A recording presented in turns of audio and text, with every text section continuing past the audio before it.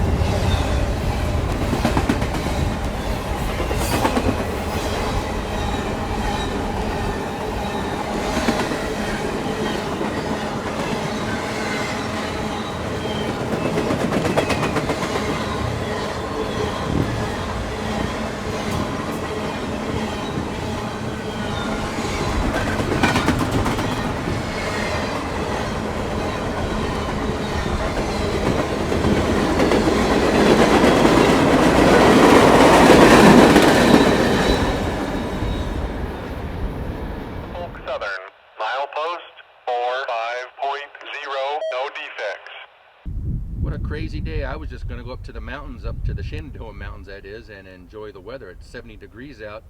So as I'm traveling down I-66, I see a Norfolk Southern train going. Actually, I caught up to it and I got up to the front, and Lord and behold, Heritage Unit 1068, the ERIE unit. That's my first unit I've ever seen. So I decided I'm not going to go to the mountains. I'm going to see if I can catch up to it and track it in a few spots. So that's what I did.